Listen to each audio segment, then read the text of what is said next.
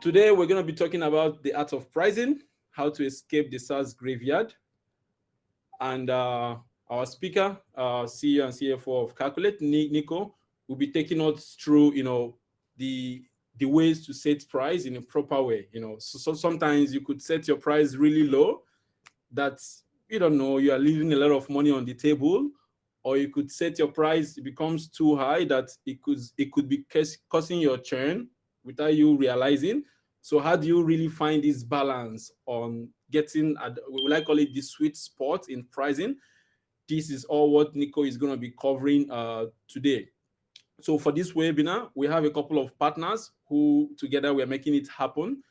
One of them is a Startup Grind in Helsinki, which I happen to be the director. So I'll just do a quick intro about Startup Grind. We're also using the Startup Grind platform for this event. So thanks to Startup Grind. Startup Grind is the largest startup founders community in the world. We actively engage, educate, and train founders across the world. We do this through, events, partnerships, and collaboration with other big organizations to bring resources, educations, and what have you closer to startups, just to help them to succeed in what they're doing. And also we have Boost VC, one of our partners. I'm gonna check if Laine is here to bring her up to the stage. You have a couple of seconds to just do a bit of an intro about yourself, about Boost VC, because I know a couple of your portfolio companies are also here, so it'd be nice for them to see a familiar face. Now you have the floor. Cool. Thank you. So I'm Laine. I'm from Boost VC. We're we're known as the accelerator for sci-fi. So we define sci-fi as crypto, AR, VR, deep tech, such as like aerospace, quantum, and robotics. And we invest 500K in each company, which equals to 20 companies a year. So I'm happy to be here. Yeah, I think we can get on to it right away. To our speaker, Niko is the CEO and CFO and also co-founder of Calqulate. He has been a SaaS CFO and financial advisor for tech startups for, I think, 20 plus years now, 20 years of experience in accounting and financing. He's worked finance director in Luxembourg in Geneva, and he has financial advisory experience in over 10 plus countries. So I think I'm allowed to say that he has seen it all in terms of SaaS and financing and how all of this go, which I believe puts him in the best position to talk about this topic today and share with us, some of his experience, some of his learnings, and also give us some insights on how pricing could affect startups and things you should actually be looking out for. With that being said, I would like to welcome onto the stage Niko, and he is going to take it over from here. Great. Thank you, Kelvin, for the introduction, and thanks for having me here. And then great to see so many people joining the call. And then let's see pricing here and how to avoid the SaaS graveyard or the startup graveyard there. So we'll be talking about a couple of interesting topics today. So we'll be covering first pricing basics. So we'll be talking about different pricing models and pricing methods. Then we'll talk about different pricing tests and how to adjust the pricing. And then we'll give quite a few good numerical examples on how pricing affects, for example, cash flows, lifetime value, and basically how you should price your pricing or plan your pricing, and then billing frequencies so it actually gets you to the best result.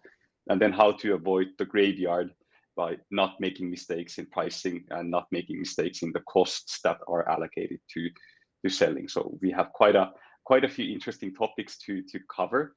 And first we'll cover some theory, and then we'll go to the practical part over there. So let's hop on to the next slide. So pricing impacts so many different things in the company's trajectory.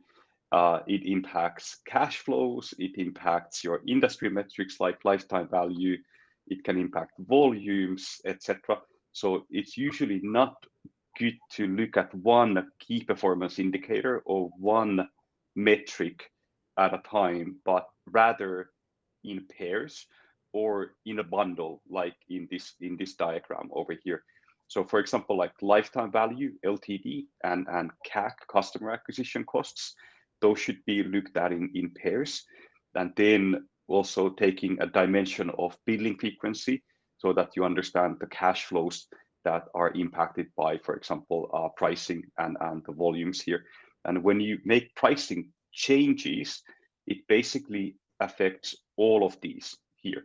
So instead of making random price changes, like, hey, let's just increase, price from 100 to 120, you should then analyze what does that change actually affect in your LTV, in your CAC payback time, LTV to CAC, net revenue retention, volumes, etc., and try to look at your pricing and your financial situation as a whole, basically, and think about it as a loop or a circle.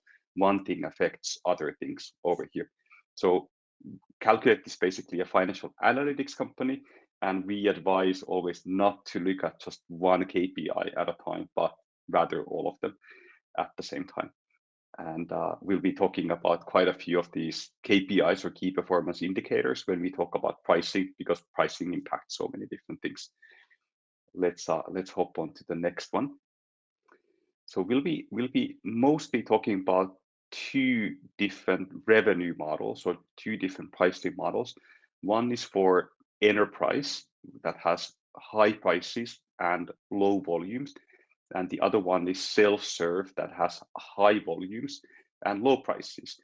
And we'll be basically looking at a couple of different examples like that. Maybe go first to the previous slide, Kelvin. I'll explain a couple of things over there. So one key concept to understand is the ICP, ideal customer profile. When you're talking about pricing or when you're talking about selling anything to anybody, you need to have a really good focus on your ICP and define at every stage of your company the ICP really well, so that you know who you're selling to, what you're selling, and how much price you're selling it with. And then usually what startups notice that the ICP tends to change. Either it will get really like laser sharp focused, or then the ICP actually somebody else that you didn't think of in the beginning. And it's all about like trying to focus your efforts on defining the ICP.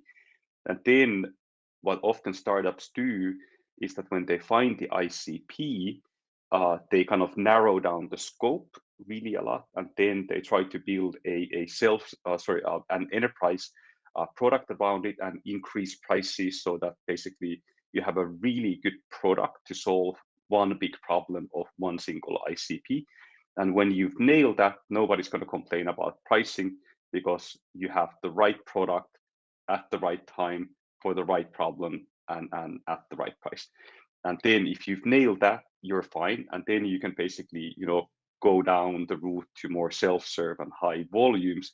But usually startups tend to go a little bit upstream before they go downstream there. So it's kind of like enterprise, self-serve difference, and just defining the ICP. And then let's hop on to the next slide, where we actually compare these two models a little bit more. So then when we talk about self-service, we're talking about, for example, companies like Slack, etc. We've at Calqulate, we've used Slack for about 2 years or 3 years now. We've never talked to anybody at Slack. It's fully self-serve. For us, basically, it's hard to build a product like that has a really good onboarding flow, and everything happens self-serve. It's intuitive and so on. It takes time. It's in the end, it's cheaper to get to a scalable business model because everything just happens self-serve, and you don't have to have customer facing people. But usually at MVP, it's hard to really nail it so that you get everything right in a self-serve product. It requires a lower price usually to get self-serve, and it requires inbound focused marketing to attract customers. So there's a lot of, like, in a way, red lights for very early burn here. So then if you're doing inbound marketing, usually you're spending a lot of money. If you're selling it with a low price, it means that you need to get to a lot of volumes before you become profitable. And then you need to have a good product with a really good onboarding flow and a really like sturdy platform. So meaning that you have to spend a lot of time and money to actually build it, and then spend a lot of money on customer acquisition cost. So usually self-serve might not be the best way to start here. So maybe better to go more the enterprise route, and then really like define your ICP, define a single problem and fix that, solve it, and then go maybe down to self-serve route later. Enterprise, basically, you're usually you're solving one complex problem, and with a higher price, and you have low volumes, you have really like a narrow focus on your ICP, and then usually it's a sales driven process. You're talking to all your prospective customers and selling, and the sales cycle can be quite long. So we'll be comparing these two examples kind of throughout the presentation, just for simplicity. There's a lot of like middle ground as well that people can find, and we'll be covering some of that middle ground as well. But for pricing purposes and simplicity, it's better to use clear examples over here. Let's hop on to the next slide over here. So basically, couple of points to consider here. When you're talking about an enterprise product, usually there's custom onboarding there, and usually startups, they include custom onboarding almost to anything what they're selling, because they need customers, they need conversions, and when you're actually guiding your customers through the process, you get better conversions. But this has a cost related to it. So if you're spending 10 hours onboarding every customer, then it means that you have to hire somebody to actually do that. You have payroll expenses. It can become costly. You probably don't get to high volumes with this. So if you're doing custom onboarding, you probably need to increase your prices in order to cover those expenses. And one important thing as well, if you're planning to build a self-serve product, but if you're not really ready for scaling, like if, let's say, your product is not yet necessarily good enough or intuitive enough, and you don't have a good onboarding flow and a product work, you're probably not ready for scaling. So that's a warning sign for heading towards the graveyard, because you might be burning too many leads. For example, you might be spending too much money on customer acquisition, but you're not getting the benefit of conversions there. So these are the couple of things that we will be also going through in this presentation by practical examples over here. Let's hop on to the next slide here. There's quite a few different pricing models in the market, but they tend to kind of fall into these categories over here. We see fewer and fewer flat pricing models. We see more and more usage-based models. So when customers are consuming something, they pay based on the consumption, and this is getting more and more popular. Seat-based is one way of charging. For example, Slack uses that, and that can also be seen as a usage-based pricing model. And then tiered pricing model, where, let's say, the first 5 units cost X amount, then the next 5 units cost a little bit less, etc. These can also be combined with usage-based. And then feature-based is quite popular as well, that you have a base product and you sell add-ons to that. What we've seen based on statistics, if you have a usage-based pricing model and you really manage to nail that really well, that offers the best net revenue retention and upselling possibilities. That you basically you've locked in a customer with, say, $100 a month right now, but next month, because they're buying more and more, they're spending $200 a month, and then $300 a month, and $400 a month. If you manage to build this kind of like natural upselling path, it means that you have positive net revenue retention. You're gaining more and more of your current customer base, not even, without acquiring new customers. This has a huge impact on your valuation, So if you manage to create this kind of upselling cycle, your company might be worth 3 times more or 4 times more than another company that has much lower net revenue retention. So this is really important to keep in mind if you're fundraising, for example, and if you're trying to get a high valuation. So this is something that you really want to prove in your pitch deck. So try to plan a pricing model that's usage-based and offers a net revenue retention that is more than 100%. Let's hop on to the next slide over here. Okay, there's always costs related to selling.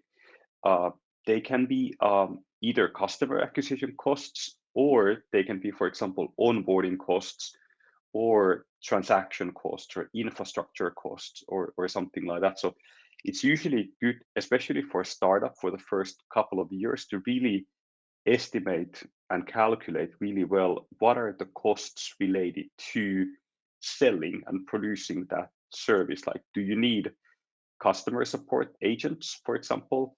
Do you need salespeople?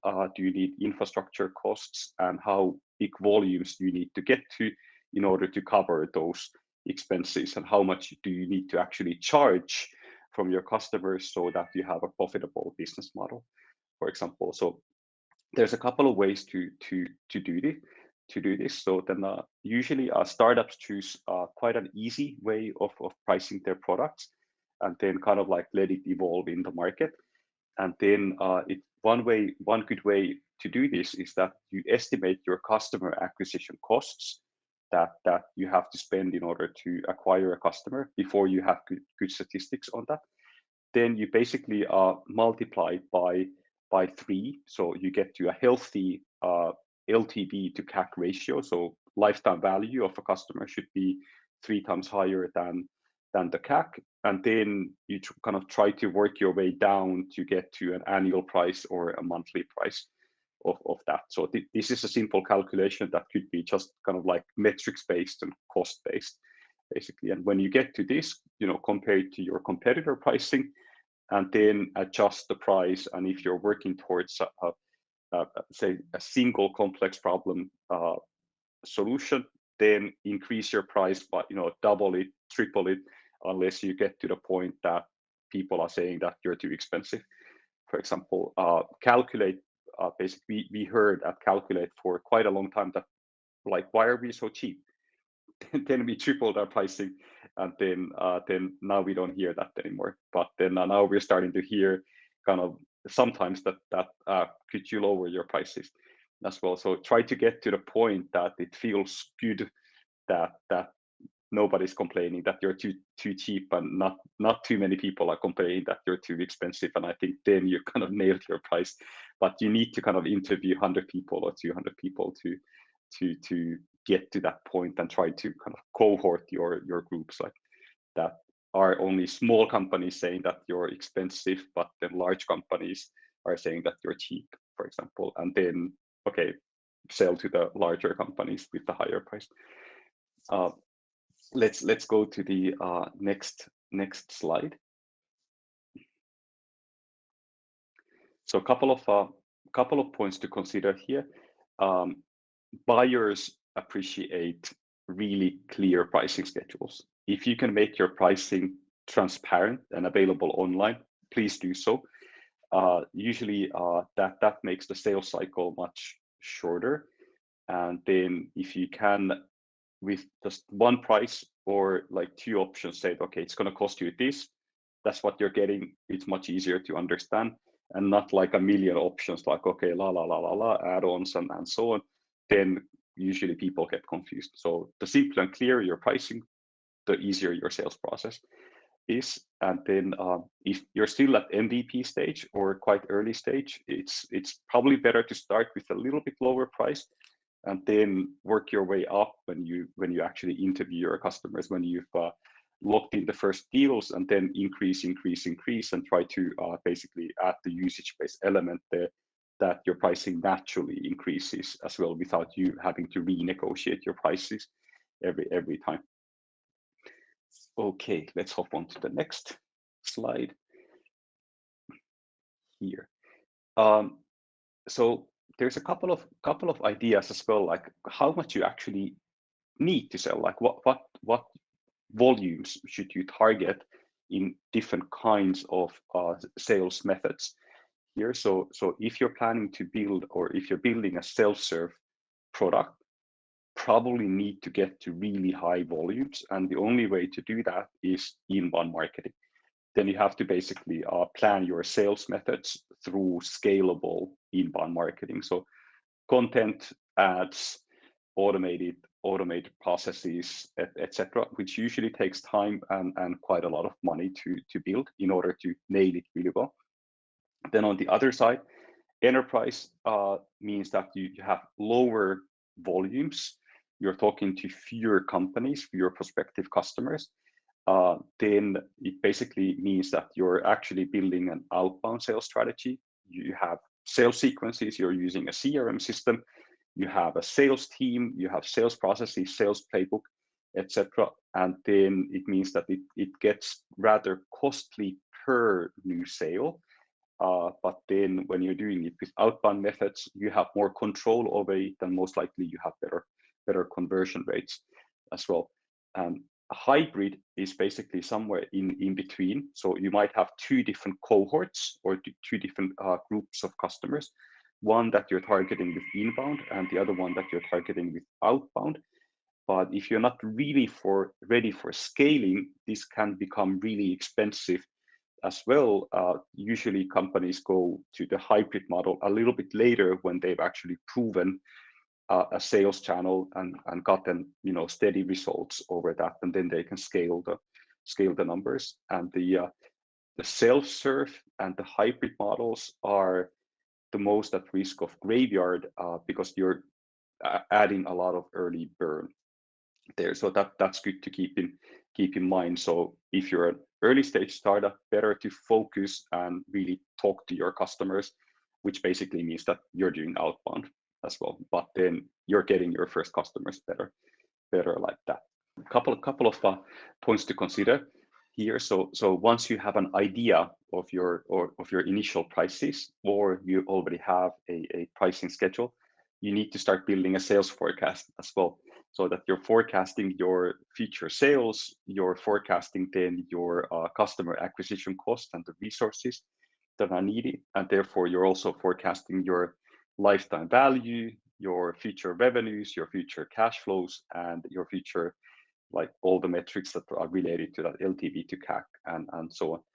And a really good way to build in your billing processes is that you're already basically planning for higher volumes, at least 10x higher volumes that you're right now, because you don't want to get surprises that you get to higher volumes of customers, higher volumes of billing, but then your finance stack, your billing software is not really ready for that. So try to think always a little bit ahead and higher volumes. And then in the next slide, we'll illustrate this a little bit better. So imagine if you now have 10 customers, you should be ready to bill efficiently 100 customers as well, without adding people resources that much. So automate your billing as much as possible, so that, for example, from 100 customers, you can grow to 1,000 customers without adding extra resources over there. So if you can automate your, say, subscription management or your payment collection, your let's say credit card fees and whatnot, try to think quite a lot ahead, and then plan for bigger resources. Now there's just so many different tools in the market, so you don't even have to spend a lot of time on this, but it's just good to think a little bit ahead. Yes, we briefly discussed this already. So if you've really narrowed your scope on the ICP, then keep on increasing your prices as until more and more companies complain that you have too high prices. And then when you've actually made some pricing adjustments, you've created a couple of different prices with different options, then try to analyze where do most of your sales hit and what kind of customers are buying what kind of elements of your product. And then if, let's say, larger companies that have more money to pay for anything, if they're always buying your, let's say, highest price products, then concentrate on those largest customers, largest companies, and sell at a high price and try to solve their problem. If, let's say, if you have a lot of volumes and a lot of, let's say, smaller companies are buying something simple out of you, then you can also go more downstream and try to create a more like affordable way of serving smaller companies.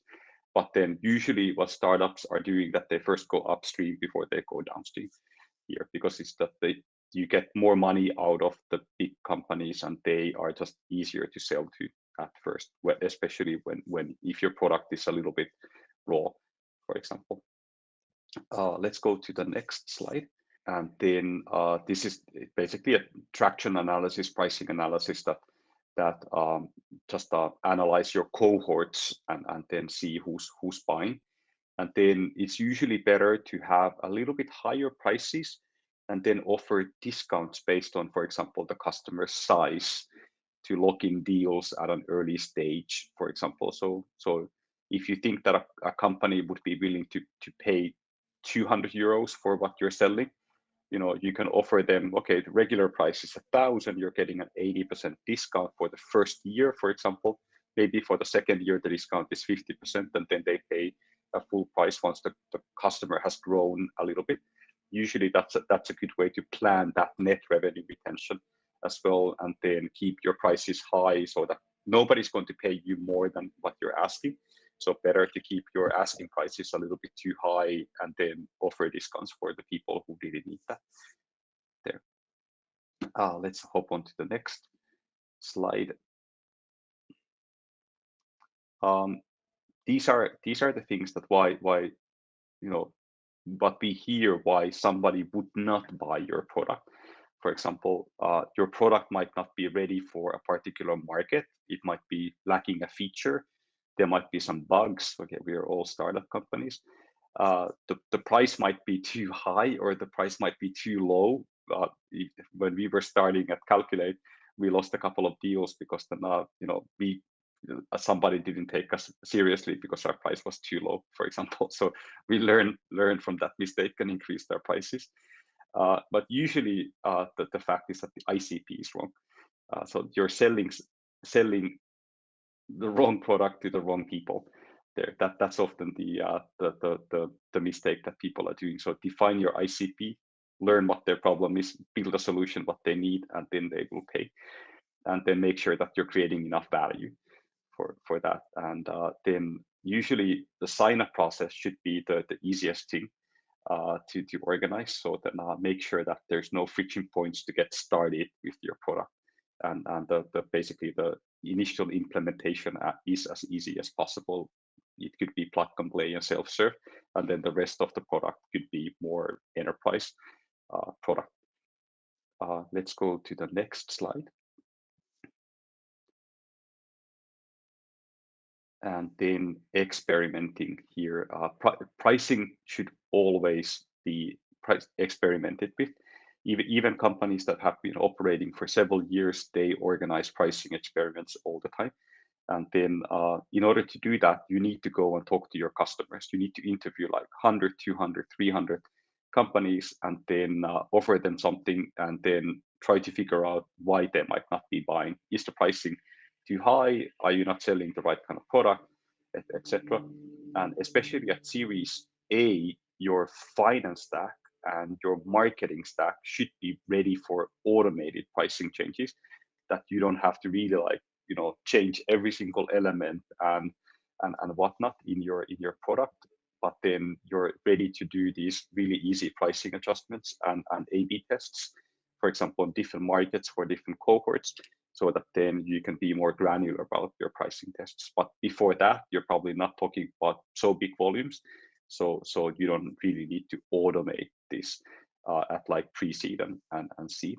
And then if you can cohort your customers as much as possible, like make them into different groups, like small customers, big customers, American customers, German customers, and so on, and then try to identify their needs and their price sensitivity, etc. What we've seen, for example, at Calqulate, our American customers are much less price sensitive, and they make decisions like that.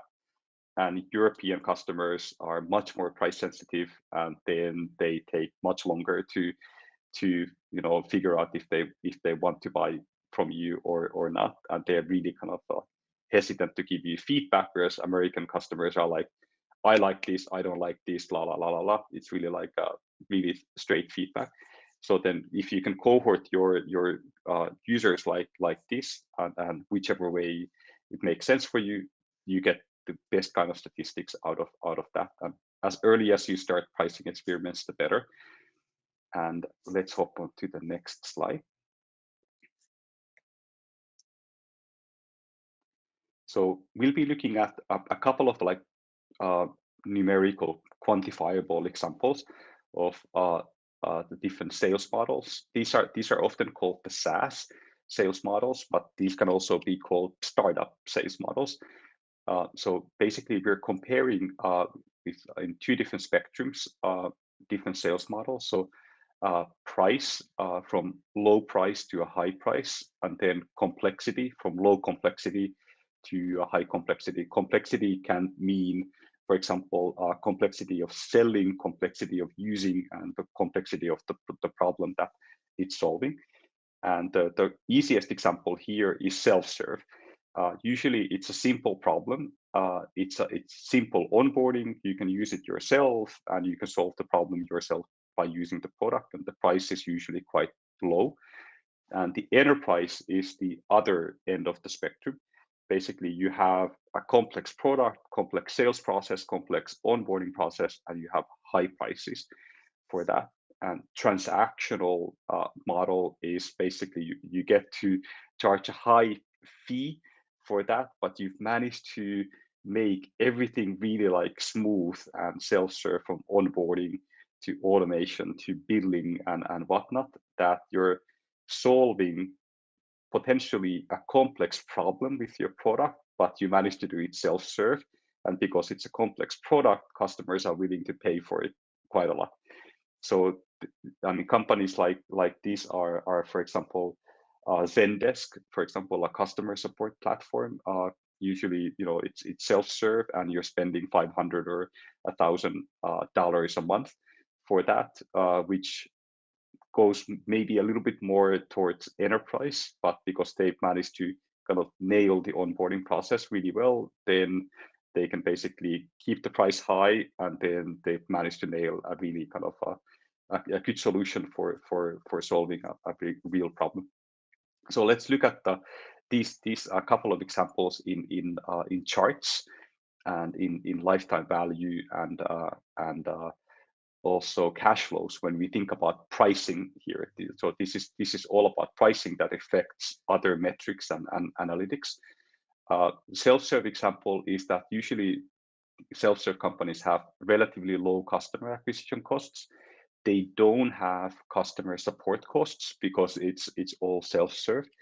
They capture their customers with inbound marketing. They get to high volumes, and then often they have a flat price model or seat-based pricing model. So it's really like easy to understand. So in this example, we've estimated that CAC is $600. No onboarding fees, so no customer support fees, and the lifetime value is nice. It's 1,800, and it's a monthly price. So pricing is basically $50 a month, which means that it's a billing frequency of 50. But this means that you're out of pocket by $600 immediately. So you have to finance that somehow. And little by little, on a monthly basis, you're kind of recovering that amount with your monthly cash inflows. And in month 13, you're breaking even with your CAC and onboarding costs. And after that, the customer is actually profitable. This is quite healthy because CAC payback time of 12 months is healthy, and the LTV to CAC ratio of 3 is healthy. You just need to have cash in your bank account of that $600 per new customer in order to finance this. So it's about early burn, and you might have needed to spend a lot of time and money to actually get to that first customer with inbound as well. But from a numbers point of view, this is healthy. And only thing that I would change is maybe the billing frequency, how to charge that 50. Could you charge it every quarter or every 6 months or 12 months, so that the CAC payback time would be just faster? Let's go to the next slide. Then we have the opposite end of the spectrum, which is enterprise, which means that you have high customer acquisition costs, you have high customer support costs because somebody's walking through the onboarding, and then you're doing outbound marketing. Therefore, you have high CAC. You have salespeople talking to customers. Usually, enterprise products are priced or built upfront annually, and there's a low amount of customers, and there's usually a tiered, a complex and not so transparent pricing model. And in this example, we've estimated that the CAC is quite high. It's $5,000. There's $2,000 of customer success fees, and LTV is rather high at 60,000. And annually, these customers bill 12,000 here, which means that immediately you're out of pocket by 5,000, actually 7,000 because you have the customer success fees, but you're billing 12,000. So basically in month 2 or 3, your cash flow positive by 5,000. It looks nice. First year is then flat. You're not gaining anything more from that customer in the first year because they've paid in advance. And then second year, you're going up as well in cash, and you have to pay customer success fees. This is a really healthy model that doesn't scale really. So you're talking about low volume. So you're talking about outbound sales, and your sales will just basically increase by adding more salespeople as well. So it's not like a scalable marketing that can cause the hockey stick effect. But from an analytics point of view and cash flow point of view, this is healthy because the CAC payback period is like 1 month, and you get to positive cash flows, and your LTV to CAC is really healthy. This is usually a good starting point. When you get to this, then you can start automating, you can add inbound elements to this, and you can get to higher numbers. But usually good to start with this one here, and especially with the annual price here. So as much as you can charge upfront, the better. Your monthly price is relevant, so your pricing model is relevant, but the billing frequency is actually even more relevant for cash flow point of view, and then CAC payback time point of view as well. Let's go to the next next slide. And here we have an example of a graveyard, and this is what you want to avoid. So basically, a graveyard model or an example would have too high customer acquisition costs, then high customer support costs. It would have usually high bid marketing, lots of burn. It would have a monthly payment instead of annual upfront payments. Volumes either high or then depends on your success of your customer acquisition. It can be also quite low.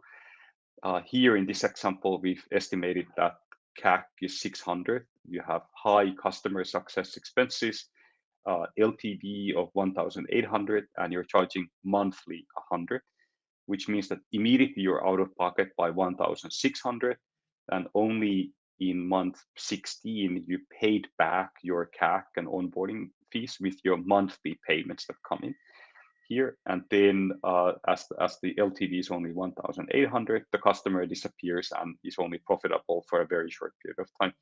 So this is a really good example of a graveyard model. So this becomes much healthier for an early stage company if the monthly payment is changed to an annual upfront payment.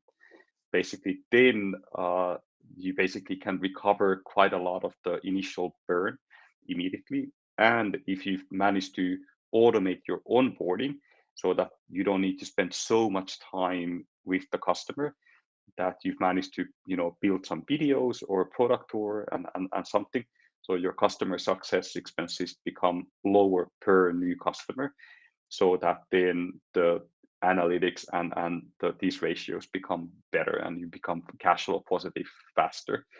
But then if you have low volumes, high CAC, low LTV, and slow cash inflow process, then this is usually what happens in the graveyard model.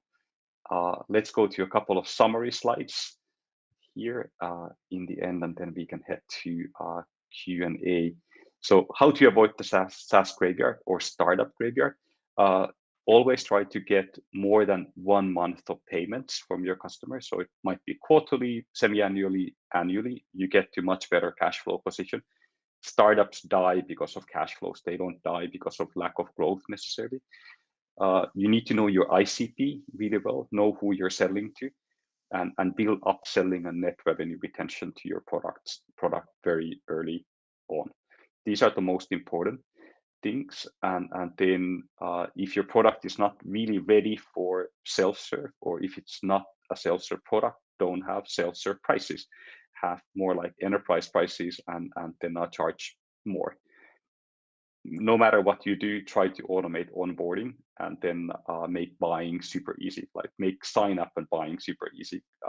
Just decrease the friction points in the start of the process. You can have some friction points later on, but not really in the beginning, because then people are like, what am I buying? It seems a little bit too complicated. Bye, I don't care. So then I'll try to make the start of the process super easy. Let's go to the next one. I can't remember if there's one more slide over here. Yes, so key takeaways. You should change your prices regularly. It's especially in the first couple of years, try to increase them, double, triple, quadruple your prices, and then try to find the price sensitivity in a certain cohort. And then when you're doing pricing changes, always try to calculate your new LTV, your new cash flows, your new MRR, your new profit and loss revenue, etc. And don't look at one KPI or one element in isolation. Try to calculate all the different analytics and metrics, and then basically try to pay attention to what you're selling as well. So if you break your product catalog into pieces, try to analyze the LTV to CAC in all those product elements, and also for all your customer cohorts as well. And that's usually really informative. And then you can just concentrate on a single cohort or a single product group, and then kind of discard the rest just to avoid buzz and try to focus more in what you're doing. All right. With that being said, I think we are at the end of the session. But before I close this the webinar, I just want to say a quick shout out and thank you to the partners that came together to make this happen. Valley Data Ventures, Startup Grand Helsinki, as well as Boost VC. Thank you guys for coming together to make this happen. We will be sharing the webinar slide as well as the recording after the event. So check your email in case you want to share with your colleagues or you want to go over it again. And once again, thank you all of you for joining us today. I hope you're able to learn a thing or two about pricing. Maybe you would have saw some mistakes you would have made. I guess it should have been corrected by now, or you'd have changed your mindset around some couple of things. We have a lot more articles and blogs around finance and pricing and what have you on the Calqulate blog. So if you want to read up more, feel free to head over there and check it out. And thank you, Niko, for your time. With that being said, I think we can call it a day. Thank you guys for joining, and enjoy the rest of your day or evening or the end of the day. Thank you. Cheers. Thank you.